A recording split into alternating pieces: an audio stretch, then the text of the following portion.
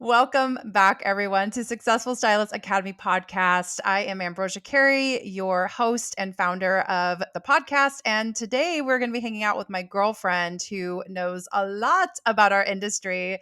She's got a lot to contribute today. So, uh, put all your distractions away, turn up the volume, and listen in because we're hanging out with my girlfriend, Nina Tullio. She is a former stylist and salon owner turned international business coach. She's a motivational speaker and a business education ambassador for Oligo Professional.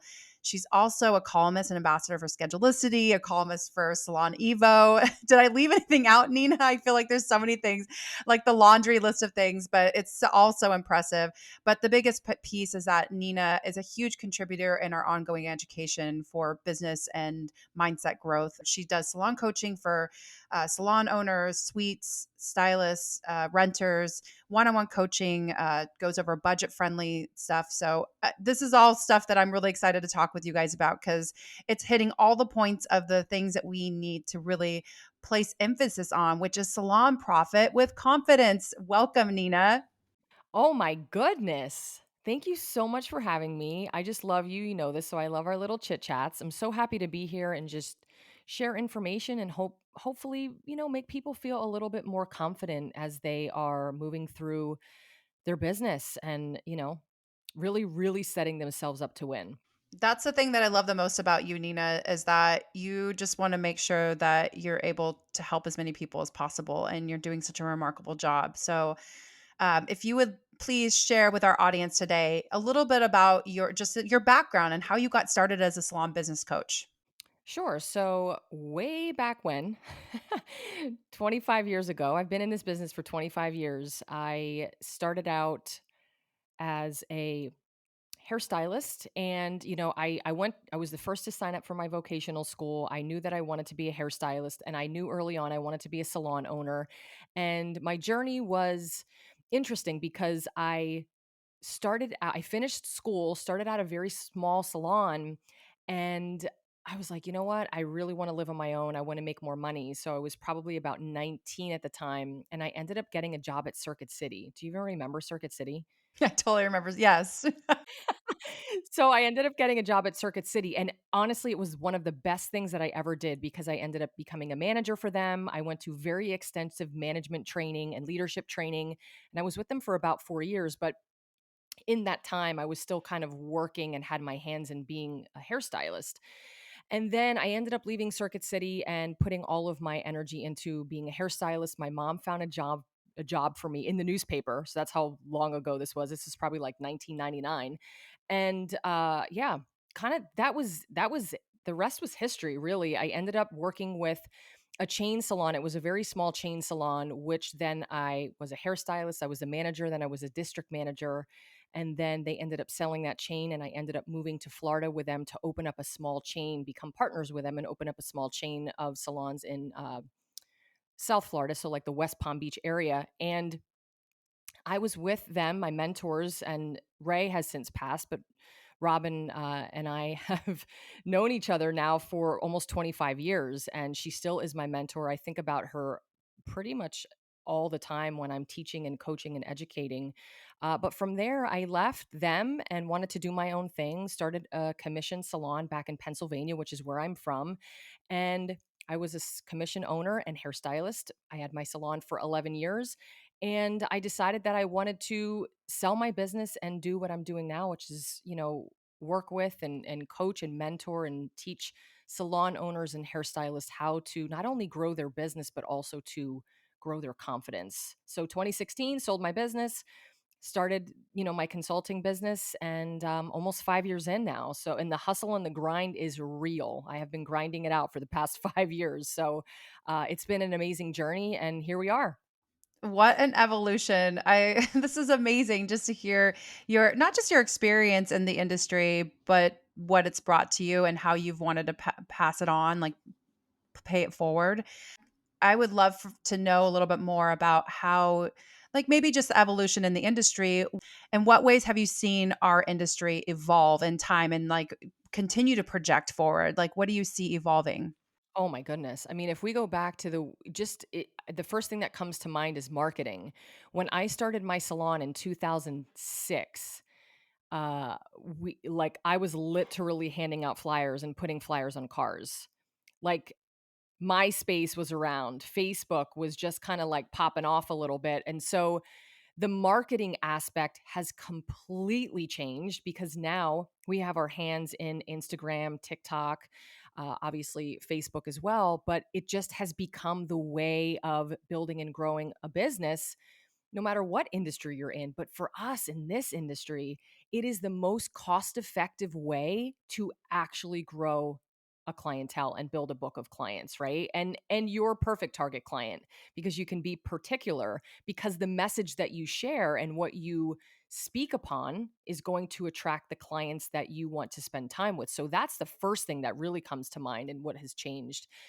But also, if we're thinking about the evolution, I mean, I think we've also come a long way in the way that we are creating this sense of community and camaraderie.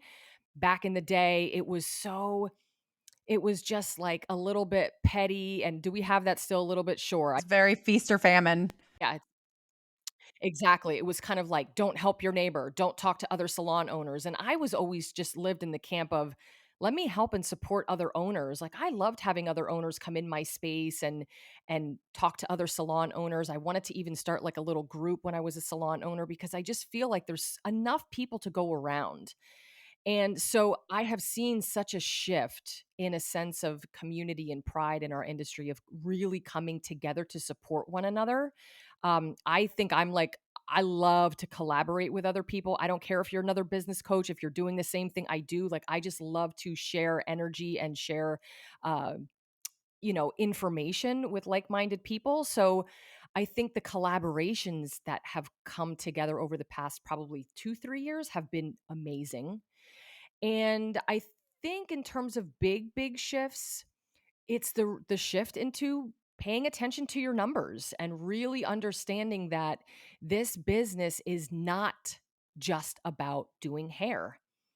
It is about understanding what profit margins are and understanding what your monthly expenses are and understanding how to create a marketing strategy and really paying attention to profit and loss statements and having a team of people like accountants and CPAs that are around you that are guiding you. I think that's the biggest shift that I've seen was now more hairstylists and more owners are really paying attention to what it looks like to actually grow a sustainable business.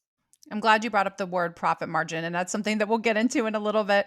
I know it's like one of those scary things that people they don't like to talk about it. It's, it scares them a little bit or it feels overwhelming or whatever. And it's almost like that thing that we just kind of tuck under the rug. So we're definitely going to bring that to surface later on.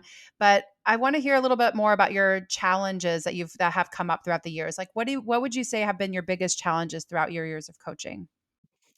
So with my salon owners, commission salon owners, I think there is a reoccurring theme of leadership, and I think it is if I'm being honest, there is a little bit of lack of leadership, and that's honestly why I started my consulting business was to help the commission salon owner. Now it's changed and evolves, now I help suite owners, renters and hairstylists too, but that was my mission and goal because I understand how incredibly hard it is to be a commission salon owner and there wasn't a lot of support. Now there's tons of support, which is awesome.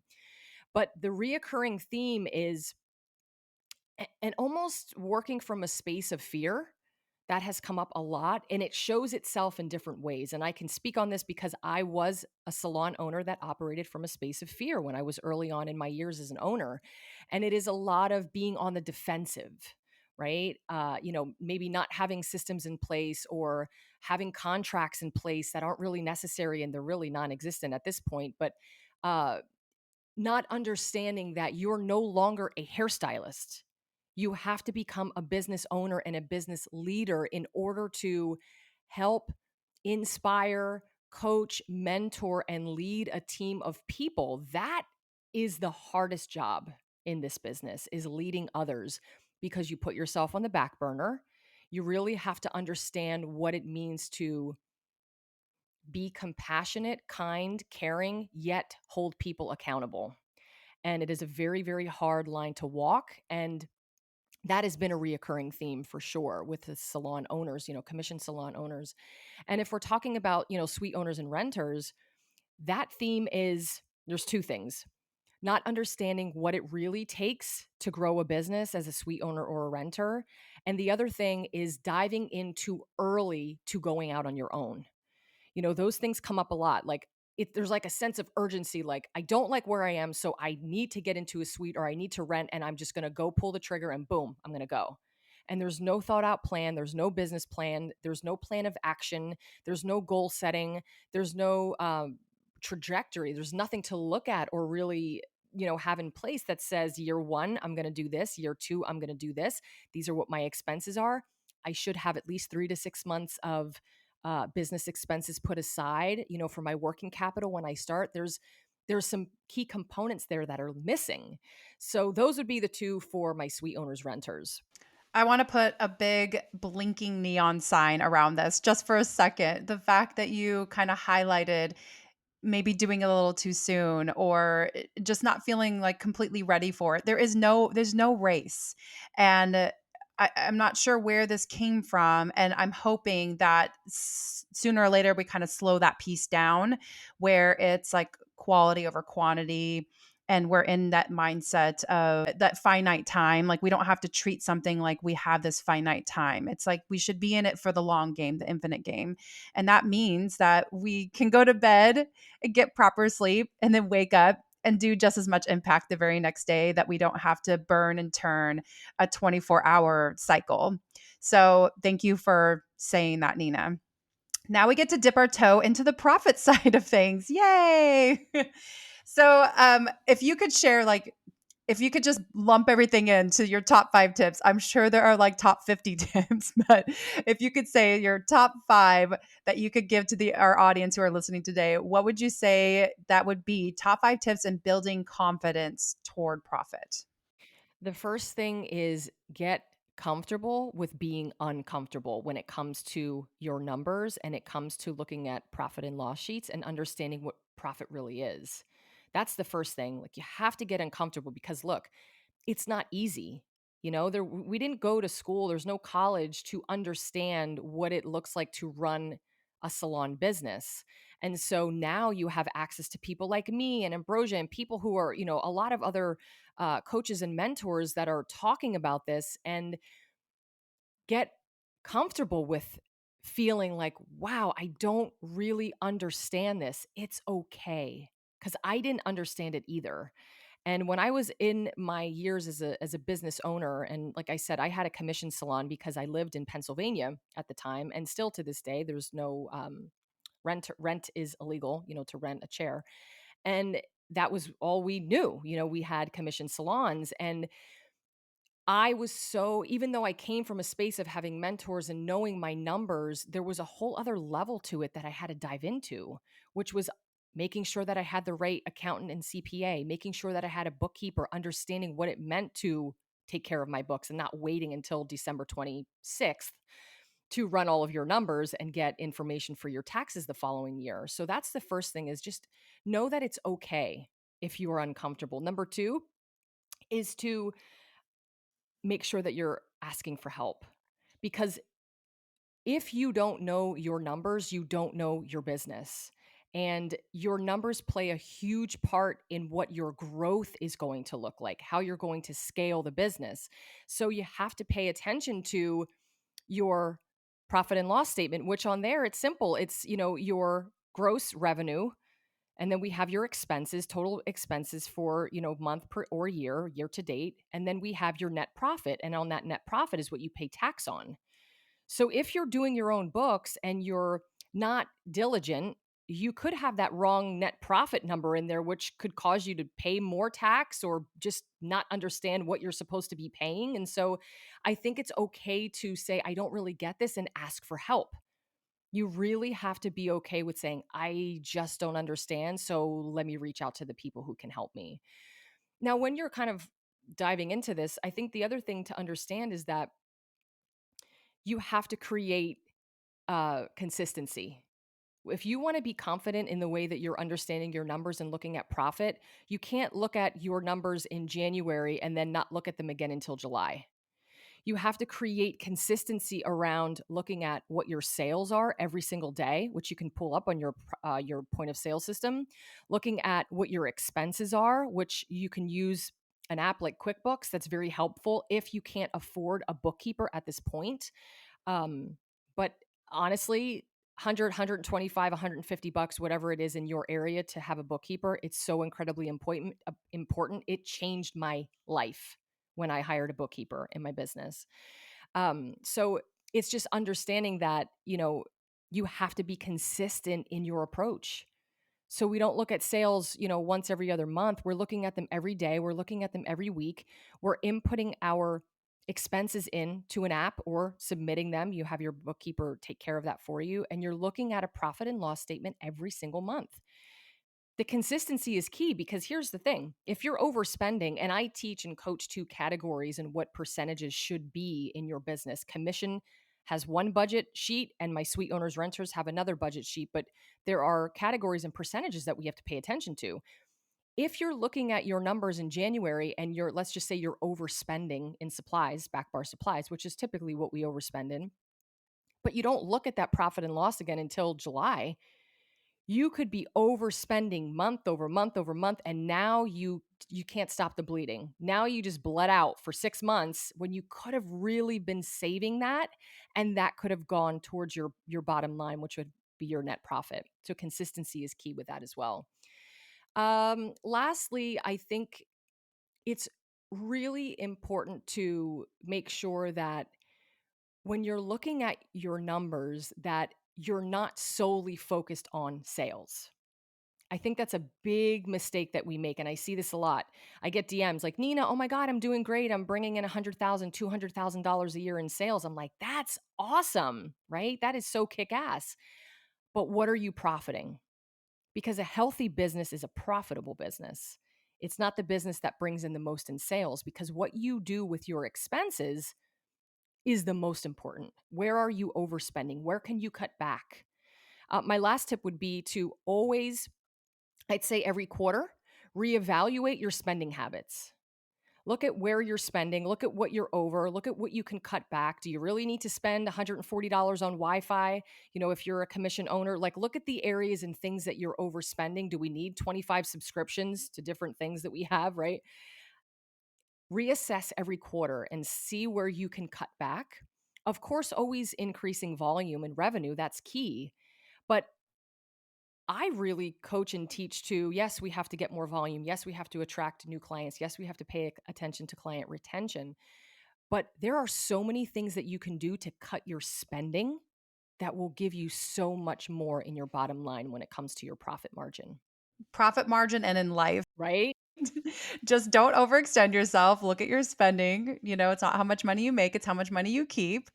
And I mean, it's that way with our clients too. I mean, let's keep the clients we get. Let's not work so much on just always getting new butts in our chair. Like if we have that turnover that's happening too often, then we need to reevaluate what we're doing here. So those are great tips, Nina. That is so good. I think this is going to be really helpful for those of you guys listening. So, I definitely want to hear what ahas you guys had. And speaking of ahas, what have been some of the top aha moments that you've witnessed while working with salon owners on their numbers? Whew, oh my goodness. Throwing out all the good questions, right? I know. No, this is great. I think when it comes to, the salon owners, because I have two. I like to break it up in categories because the businesses are really run differently. When you're a commissioned salon owner, you have an entire team that you're worrying about. And between 40 and 50% of your revenue is going toward payroll. So the profit margin for commissioned salon owners is way smaller than it would be for the suite owner renter. And so with my commission owners, I think some of the biggest aha moments was when we break down things really small, and because we do set goals and we create goals for them weekly, daily, weekly, monthly, yearly. And when we look at that and they come in and say, I don't think I can ever hit the 500,000 mark. I can't ever hit the 200,000 mark. I'll never be $1 million business. And then we break the numbers down so small. We look at the amount of stylists that they have, how many days a week they're working, and they say, "What?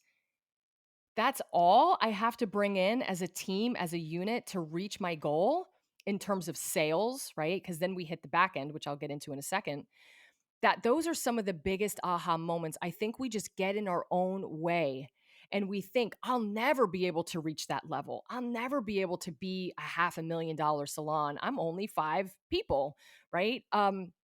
We put those limiting beliefs on ourselves. And sometimes you just need an outside person like a coach to come in and say, this is all you have to do. And then we create the action plan, which is if we focus on these 3 key areas, right? Frequency of visit, average ticket, volume. If we focus on those 3 areas, that's how we grow.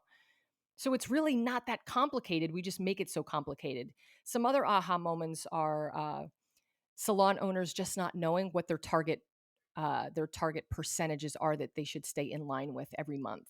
So for instance, the big one for commission owners is a rent percentage. Their rent percentage should be no more than 8% of their revenue. We can stretch it to 10 if they're not overspending in other areas, but that's to hit a 20% profit. That's what I coach and teach to. The average salon owner right now is making between 8 and an 8.5% profit. So we have to stay at that 8% rent. But the aha moments come from, oh my God, I didn't even know that I had to be at a certain percentage when it came to uh, payroll and rent and back bar supplies. So those like light bulbs go off. And then when they know the system and they know what they have to do just to pay attention to it, because a lot of this, guys, is just being mindful. You don't know what you don't know, right? So I was just fortunate enough to learn this from my mentors that owned over 200 hair salons. So they had a system that allowed them to open 200 hair salons. And so I learned that from them. When it comes to the suite owners and renters, I think the biggest aha moments are, wow, I'm going to have to do all of this to rent a chair and be in a suite. I'm going to have to put 5 to 10 hours a week to just run the business. I have to have 3 to 6 months of expenses put aside just for a rainy day. I had no idea. So I think that is probably one of the biggest, and I've coached a lot of suite owners, renters, where they were thinking about going into a suite or renting and they decided not to because they were just unaware of the cost. Even if you're moving into a suite, most provide, equipment and things like that, but you still have to decorate it, paint it, get a product line, move things in. There's a lot that goes into it. So you still have to have working capital. And part of that working capital is 3 to 6 months of your expenses. And so I think for them, that's probably one of the biggest aha moments is like, wow, maybe this isn't right for me. And I've coached a lot too that have been like, yes, I'm gung ho, I'm ready. Let's get you a plan. Let's do it. We set them up with the plan of action and then they dive in. But those are probably my top two. But that's really exercising that whole knowledge is power. I mean, and knowing that those small changes make all the biggest difference, but it depends on like how much money and time you're willing to put into something. And that helps people make educated decisions. So I'm so glad that you kind of speak to that because I feel like that talks to a majority of us. Before we make a step forward, it's not a yes or no. It's just a here's what needs to go into it to make it profitable or make it work. You make the decision from there whether or not you want to do it. And sometimes people have to jump off the cliff and just see if they can actually, soar, or if they want to pull the parachute a little bit earlier and just say, you know what, I like being on the ground a little bit better and I'm just going to go. And there's no right or wrong. And so I love that you are creating different scenarios, like you're answering your answers a little differently for every single scenario because there are a multitude of scenarios and there's a multitude of answers for that too. Absolutely. Oh my goodness. And you know what? If you're contemplating, whatever you're contemplating in terms of a switch or a move, ask yourself, what do I value? Because that's going to allow you to understand if moving into a suite or renting is for you. If moving into opening a commission salon, if that's for you. Because when you want to become a commission salon owner, you have to value loving other people. You have to value time of investment in other people. You have to love mentoring other people because you're last, right? Simon Sinek, leaders eat last, right? It's that kind of mentality, and you have to absolutely love mentoring other people because that's what it looks like. If you want to go into sweet owner and rentership, it could be I value freedom and flexibility. Will you have more time on your hands? Maybe, right? But you still have to run your business. The things that were being done for you before are no longer going to be done for you. And now you have to do all of these extra things. So it's asking yourself, what is it that I value? And we've had a lot of shifting lately. And I know that you know this too, but over the past year and a half, 2 years, we've had a lot of people move from owning commission salons to going to rent suites. We've had a lot of suite owners go to commission salons. We've had a lot of people that have been in, hairstylists and commission go out on their own. So we've had a lot of movement. And I think people are really reevaluating what they value. And I think it's really important to do that because no matter what business you're in, you're going to be investing time. And you have to be okay with that because just because you're on your own doesn't mean, yeah, I get to make my own schedule. But listen, if you don't show up, you're not making money. It's the same thing when you're in a commission space. If you're not there and you're not taking clients, you're not making money. But this time, that money is going toward your own expenses. So you have to be a little bit more wise in how you're spending your time. Yeah, and if you're gonna make moves, keep going. Don't just make the move and then stop short or sell yourself short. Keep making movement, and not every answer is going to lead you down the path of what you imagined it would be. Sometimes you go down that pathway and you're like, this is not I'm not feeling the way I thought I would. And then you get to reevaluate, you get to adjust things. So um, great point. How often do you suggest salon owners reevaluate their financial goals with their current statements? So in terms of their statements, I mean, I love a good quarterly check-in. I love a good reassessment every single quarter. But in terms of having your pulse on what's going on in your business, that should be every month. You should know what your sales are every day. You should know what your sales are, what your goals are, what you're hitting every day, every week, every month. And not only for you, but for your team. You should have that in the back of in the back of your hand. But in terms of reassessment, what can I do differently? What should I change? Where am I overspending? How much more volume do we need to hit our goal for the year? That should be a quarterly investment, and it should be having meetings with your accountant or your CPA.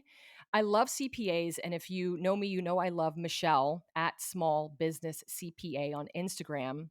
Michelle Cook, I love her so much. She comes and teaches in my courses. But she speaks to this, and she is a CPA that talks a lot about having someone in your corner that isn't only going to just do your taxes, but also give you guidance on what your financial picture looks like for your business, which is huge. And so the first 4 years of my being a business owner, salon owner, was a total shit show, total mess. I made the biggest mistakes financially. I ended up $90,000 in debt. I didn't have the right team of people around me in terms of like CPAs, attorneys, marketing. Like I just didn't have those people around me and I wasn't being guided properly. But it was my fault, right? All my fault. And so when I found a CPA and a bookkeeper, the CPA was like, listen, we have to set you up in a way where you're going to save money. So we're going to have you file as an S Corp, which I didn't know any of this stuff. I'm like, what's an S Corp? She had to lay it all out to me. Filing as an S Corp is not for everyone, but it was for me in terms of the profitability of my business. And it ended up saving me just about $5,000 in taxes. And when you have someone that looks at your business and gives you a financial picture, that's different than someone filing your taxes. She had power of attorney to handle anything that came through the IRS. She could speak for me. She had power of attorney to answer questions and calls or letters, which was so helpful. If I were to get something in the mail like, "Oh, what's this and how do we handle that?" or, what do you owe? Or let's talk about sales tax because that has to be paid every quarter. She took care of that. So you have someone that's in your corner. That is incredibly important because that's not our wheelhouse. We don't know how to take care of taxes and S corps and LLCs and all of those things. I mean, we should know about LLCs or sole prop, right? Which way you're going to go in that way, but there's so much more detail to it. And so you really have to partner up with people that are going to look out for you and, are going to be in your corner. That's true. And those change every year too. And that's their job to know that. And so, and there's also a difference between CPA and accountant. So an accountant is going to file for you. A CPA is going to give you business advice, and they're going to tell you what's going to be best for you to save you the most amount of money. So, um, what a great point. Thank you very much for I guess, talking more about like putting the financial goals in the right hands. We can't set those financial goals if we don't have somebody evaluating that for us. Otherwise, it's just a guessing game. So, do you have any final thoughts, Nina, that you want to add before we close down for the day? Oh my goodness, final thoughts. This is so great. I love chatting with you. I love having you on here. I mean, I'm just so grateful that you've become a friend of mine, and I love what you're doing for the industry. And yeah, I can't praise you enough, and I don't want to make it weird or anything, but I just appreciate you. I really do, and I'm grateful to have you in my life. Oh, you're so sweet. And I feel the same. I really do. I'm so glad that we've become friends and you're just such a special soul, and I know that we're in alignment in the way that we really want to help other people. And I'm just so grateful for that. In terms of my final thoughts, oh my goodness, I think that it's just get out of your own way. I think that's the first thing that kind of comes to mind. Ask for help, get out of your own way, set goals for yourself and dream big. Stop playing small. I think that's, we have the beliefs and limiting beliefs that come from, where we grew up and how we were taught, and a lot of those things stand in the way behind the chair. They stand in the way of creating the life that we want for ourselves. And I really, really think that it's important also to find a mentor. I can't stress enough.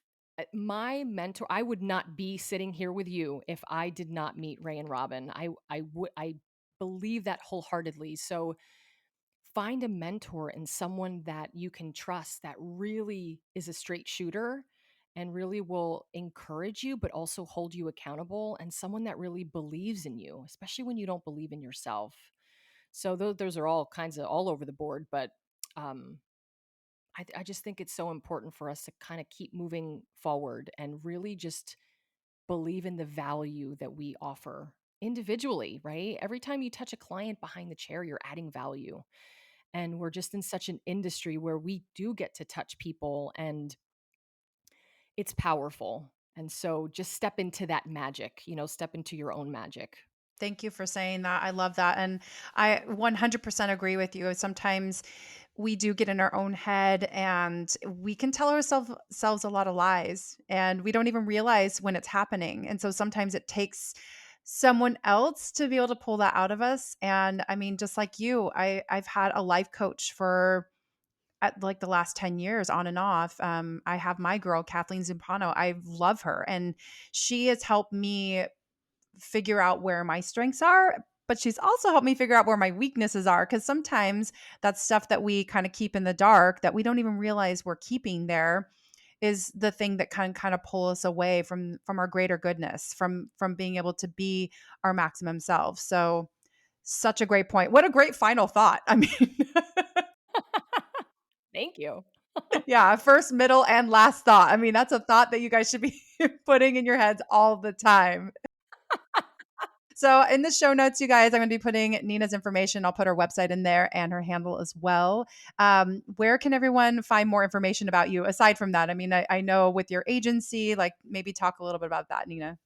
So you listen, I live on Instagram. So if you want to find me, the best place to find me is on Instagram. Slide into my DMs. I answer every single one of them. I really want you to know that you are supported and that you are loved. And if you need assistance or you need some help, just slide into my DMs at Nina Tulio. So just my name.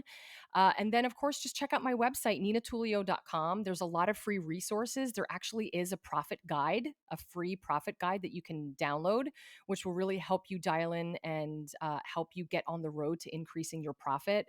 I have 2 free pricing classes, which like I go in. If you've ever taken any of my free classes, I just share so much information. So there's a lot of free resources that you can check into. And then just any of the classes that I have, my Make That Money class, my course for suite owners and renters, my synergy course for commission salon owners. But I'm just here to be a support system, and I really truly understand. Like, I've lived in all the facets, right? I was a district manager for a company. I had 55 employees. I had my own salon. I had anywhere between 5, 6, 7 employees at a time. Employees, they were my team members. So weird to even say employees, but they were my team. And being on my own, of course, being a hairstylist on and off for about 20 years. So I get it. Like, I lived all the highs and I lived all the lows. So if you're having a moment and you need support, reach out, slide right on into my DMs. I'm here. Yes, guys, and knowledge is power. I mean, that is what helps us with our confidence, right? I mean, the more you know, the more confident you can feel in taking each step. So, reach out to the right people. Nina's one of my girls. I've got her information in the show notes. Click on that and get started. It's okay. Like, you're never doing anything too late. But if you wanna do something, just start, just make a step, and the rest of it will fall into place, it will come. So, Nina, thank you so much from the bottom of my heart for hanging out with us. I love talking with you, and I will for sure be tapping on your shoulder and bugging you about coming on again at another time.